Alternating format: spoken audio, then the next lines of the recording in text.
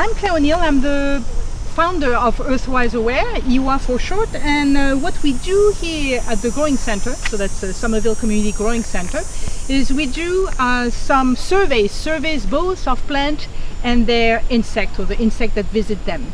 So the first survey that we do is a phenological survey, which means that we study the cycle on the different plants of the garden, and we are especially interested in looking at the native plants.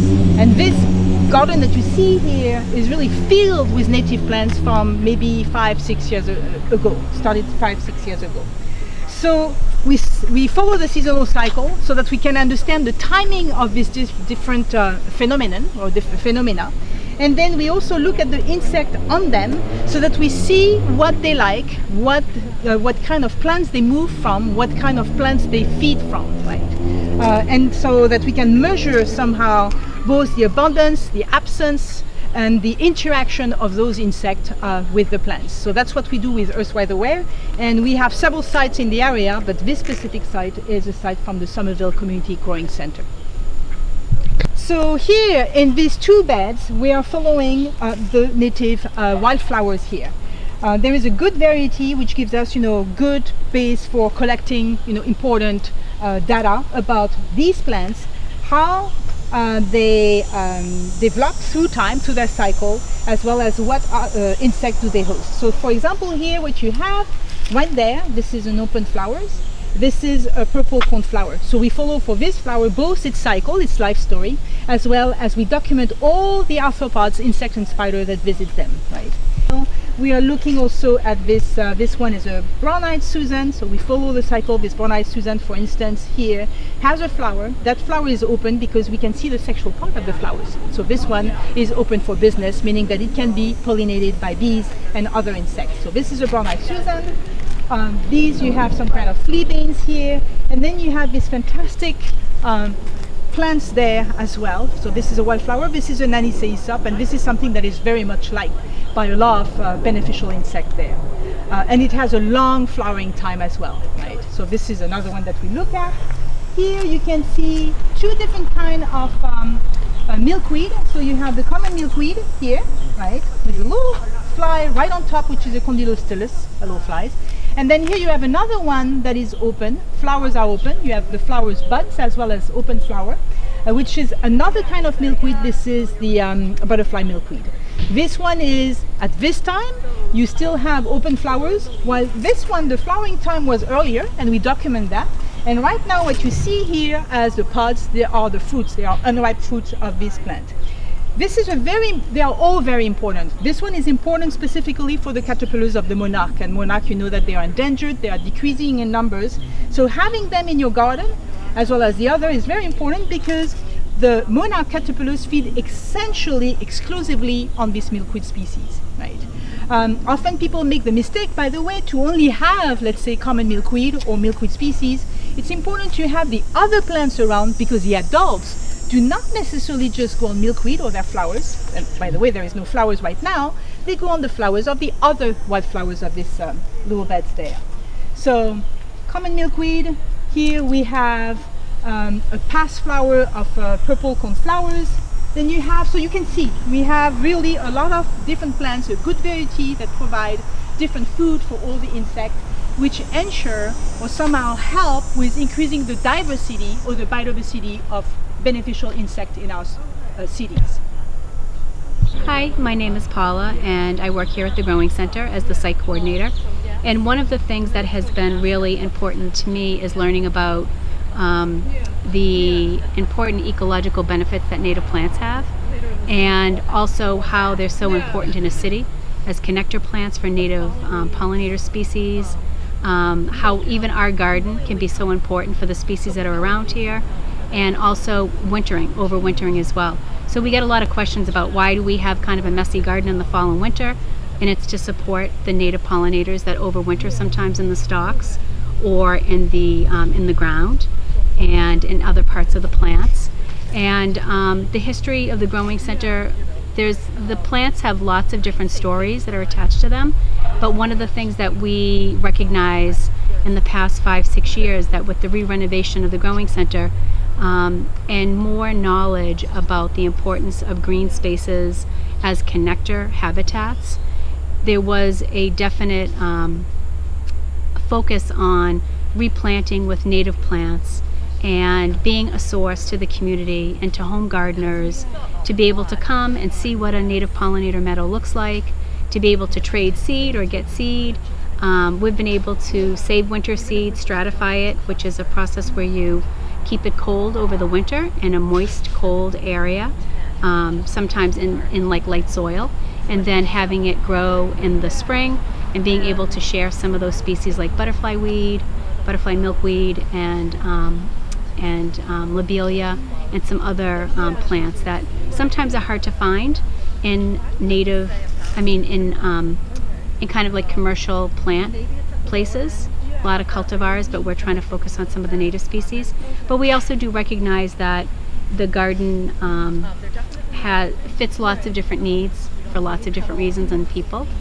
But right now we're really excited about being able to be a showcase in the city for folks who want to know how to, even in their small spaces in Somerville, how they can support native pollinators and the native ecology, and also support in a positive way some of the effects that we're seeing around climate change.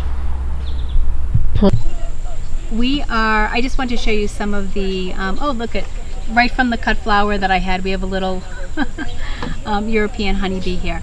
But a lot of the plants that we have chosen to repopulate the pollinator meadows, specifically feed native pollinators, and also a lot of our herbs. So the plants that you see in here, some of these are mini bouquets that we made today, and also some fresh herbs. This is anise hyssop, which is a wonderful plant that native pollinators love, that has like a licorice flavor, wonderful in tea. And then we have tulsi, which is a sacred basil. And this may be more of a European herb that we grow in pots, but that we can cut and use. But this is definitely, the hyssop is a wonderful native plant to have in the garden.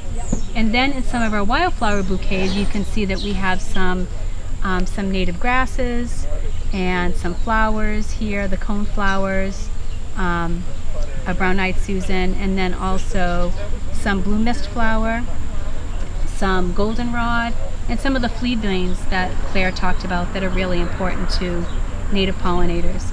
And what we do is we have a lot of native plants in more than one area in the garden, but we also need to maintain access to the pathways. So sometimes we do some cutting or selective cutting of some of the native plants, and then we can use them by sharing them in bouquets or sharing herbs with community members. So here, one of the activity, as I mentioned a little bit earlier, is to look at insects, beneficial insects. And here, looking at this little patch of rudbeckia here, coneflowers, the specific coneflowers, as well as the big one. We are recording the activity of the bees, the many different bees that are on this little patch there. So we look at the interaction. Usually the interaction is that they are foraging, either collecting nectar or pollen on the flower. And we take records of that, a few pictures, so that we can identify these bees. So for example, this one is likely to be a common eastern bumblebee. This little one that is about 15 millimeters is in this area. So often what we have is brown-belted bumblebee, common eastern bumblebee. We also have little sweat bees. And then we have, other insects such as butterflies, moths, etc. So Christian is going to tell you a little bit more about what we're doing with Buggy and the importance of recording interactions of insect and their host plant. All right, so we want to take pictures of insect plant associations, and we're of course really interested in native plants because native plants are better for supporting native pollinators like native bumblebees and other specialist bees like sweat bees, mason bees, leafcutter bees. And so the idea is that we need to have native plants that have co-evolved with these insect pollinators and other insects as well. A lot of them are important host plants for the caterpillars, and then of course also important nectar sources for a lot of our pollinators, particularly our native pollinators. And so we definitely want to promote native pollinators throughout, the area. So you have different kind of quote-unquote islands of habitat. They can fly from one area to the next. And of course, a lot of people have just grass lawns, which do not support biodiversity and do not help our native pollinators and other beneficial insects. So we really do want to promote the native plants. And of course, another benefit of native plants is that they, of course, are adapted to the local environment. So they usually don't need any fertilizers, they don't need any excess watering, and so it can help homeowners conserve water, not use pesticides, not use fertilizers, and then of course support native biodiversity, particularly our beneficial insects. So to conclude this little portion here, I want to reiterate the importance of native plants in cities. So a little stat, I'm a statistician by the way originally, is that 4.3 billion of the population, the worldwide population, are living in cities. This is about 55% of the world, the world population. By 2050, it's going to reach about 70%, right? 70% of all the world population will be in cities. So the cities, by the way, urban sprawl is real. This landscape is a very hard landscape from a nature standpoint. There is too much hard surface, dark surfaces, meaning that it's a heat trap. To a point where some countries try now to paint their street into light color to reflect the sun and all these kind of things. But greening our cities is going to be very important. Having gardens like this one filled with native plants that ensures somehow some corridor paths for all beneficial insects, and it also allows insects that were not in cities in the past decade to come back to this area. So this is very important because it helps mitigating the global biodiversity loss worldwide.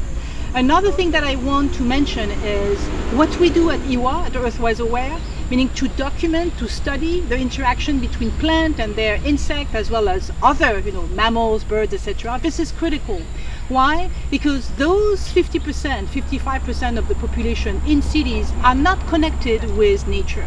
By doing studies like that, what we do is we make people experience that, to experience their environment and to make them realize the gravity of the issue worldwide, the biodiversity loss and the loss of insects, for example.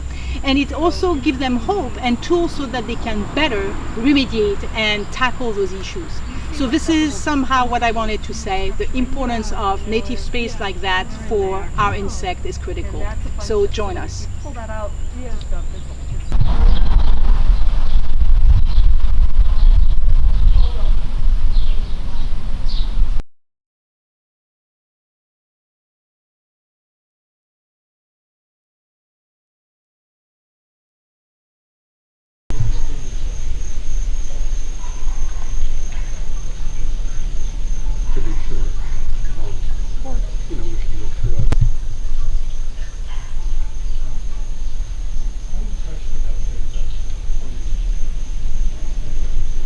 Hi, I'm Bill Bennett, and this is... I'm Jonathan Rich. We moved into Somerville about 27 years ago and found this house to buy about 25 years ago. The place turned us into gardeners. We weren't before, and actually joining a Somerville Garden Club tour of gardens around Somerville got us started. Eventually we joined the Somerville Garden Club. Jonathan's wearing the t-shirt, and in our own time each of us has been a president of the garden club. We've been involved with the annual garden club sales and with the evolving culture of the garden club. When we moved in, the place where we were sitting was nothing like it is now. There was the remains of an old garage where I'm sitting. The rest of the earth was essentially barren, partly because weed maple trees, Norway maple trees, exotic invasives, had seeded themselves in nearby and were basically sucking the life force out of the soil. So we had a job in the first couple of years of figuring out how to get rid of the remains of the old garage, the concrete block, and it was actually Jonathan who created a design for the yard, and he had very clear ideas about the importance of form in a small garden.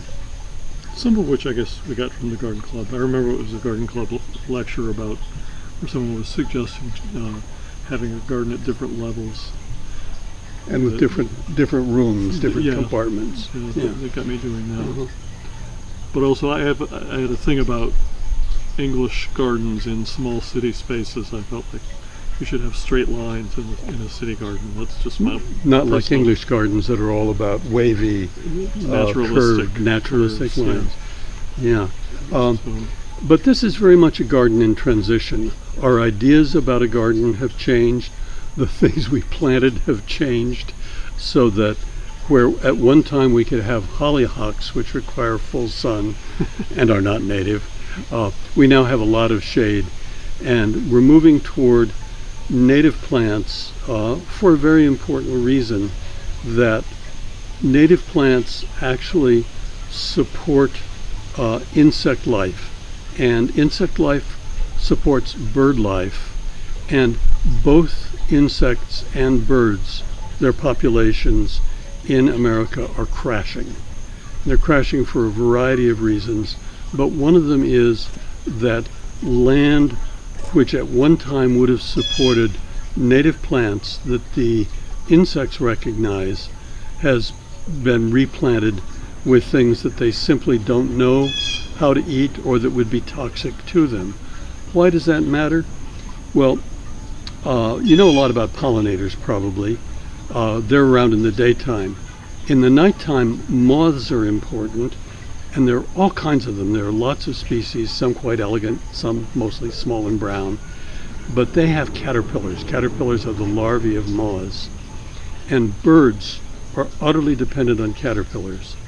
A nest of hatchlings, to say of black-capped chickadees, requires 7,000 to 9,000 caterpillars to make it through the first few days of life. After that, they can start to eat other things, but the protein and fat of the caterpillar is crucial. And then the birds in turn, of course, relate to a larger ecosystem. A lot of the traditional form of gardening, the kind that landscapers put in and that nurseries like to sell, are about as useful as plastic for living creatures. I find when I walk by lots of yards, there's no life. You don't see anything buzzing, you don't see anything fluttering. And that's kind of our aim here. It's a long shot, it'll take a while, and we're old for that, but we're on the way. Traditionally, what people want from a garden is plants that look perfect with no blemishes or flaws in them. Our aesthetic is changing so that we're hoping to see plants with small amounts of damage. And here's an example of the difference between a native plant and one that's been imported. The one down here that I'm pointing to is called Canadian wild ginger. It's a kind of ground cover, and if you notice, it's got little holes and chomps and bites taken out of it. That now is something we're looking for. Whereas over here behind Jonathan, there's the European cousin of that plant. It's in the same genus, and if you get closer and look, well, actually I can see one chomp for some reason, but basically this is pristine, meaning that it has played no part in the ecology of this little patch of earth. One thing about gardening with native plants is that often you get little surprises. These are two jewelweed plants. I didn't plant either of them here. A friend gave me a division that was planted over there. These seeded themselves in. They're annuals. They're familiar New England plants. They like a fairly wet foot, so this summer has been great for them. They're famous because their little seed pods will pop and send seeds all over. So next year we'll have jewelweed somewhere. I have no idea why. but that's part of what growing native plants is about, is putting up with the unexpected locations and arrivals and being willing to enjoy a little bit of mess. This one happens to be all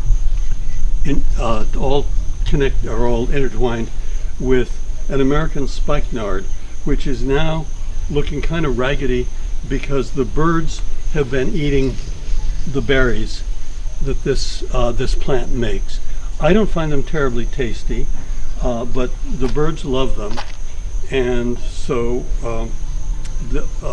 they're enjoying them right now. In their prime, they form a nice kind of rounded shrub, although they're perennials. They'll die back every year and come back. Got a couple of them here. Totally native, raggedy ass right now, but very much supporting bird life. We were in France in, I've forgotten exactly the year, 15 years ago, and stopped one afternoon at a chateau that we'd seen in our guidebooks, and they stopped us at the gate and said, well, the chateau is closed now. I said, well, we're really more interested in the gardens than in the chateau. And so they said, well, okay. And then we're poking around, this lady comes out, and it turns out she's the chatelaine, and she was curious that someone would come just to see the garden. But what they had was that this was an incredibly formal European garden with the edges of every square bed were boxwoods that looked like they'd been trimmed with manicure scissors, with the whole field of it being lavender. So we came back and tried that in our front yard, which was the only place that had enough sun for this, and it didn't work out so well. For one thing, the boxwoods you really have to keep after to keep them in shape, and they didn't winter very well here. It was too cold for them. They wintered terribly. Yeah, they wintered terribly, and I'd say almost the same as the lavender. They lasted a couple of years and then they went kaput. So it was just one of 3 or 4 different iterations that the front beds have had. We kept trying things and they kept dying, and now we have a sort of pleasant chaos out there, I would say. Well, we made a virtue of failure and completely changed the sensibility of the front yard. Here at the front of the house, we had the opportunity to plant things that thrive in full sun. Growing any garden, but certainly our experience with native plants has been very experimental, and like all experiments, there are either failures or the unexpected. One of those was this plant, which came in fairly small. It's a senna, wild senna it's called. It is the favored plant of a blue butterfly that is endangered in New England, and this plant exists almost nowhere in the wild now in Massachusetts. So we thought, you know, what the hell, we'll have a senna in the front yard. It's kind of taken over, and so I suspect... Nobody said 8 feet. Yeah. So I suspect that it'll have to either be subjected to some discipline and bondage or simply removed. One of the great American gardeners said at one point, to have a good garden you need to kill a lot of plants. Here we've got a mix of things we intended and things we didn't intend. Doing well or poorly as they come along. This is another goldenrod. It'll shortly have a big sort of fountain of yellow flowers. Down here, struggling, is a New England aster, which was intentional. That is not the struggling part, but the aster. It's flopping against a bleeding heart that is native and volunteered there. And I have no idea what this is. It just showed up. I hope it's native, and I kind of like it. But this is, again, the sort of chaos that we have. There's a blueberry here. We're struggling for that, and I boasted about its fall color. There's one tiny leaf down there that has fall color. But, you know, you kind of roll with the punches and the agreement or disagreement of the plants you're trying to grow.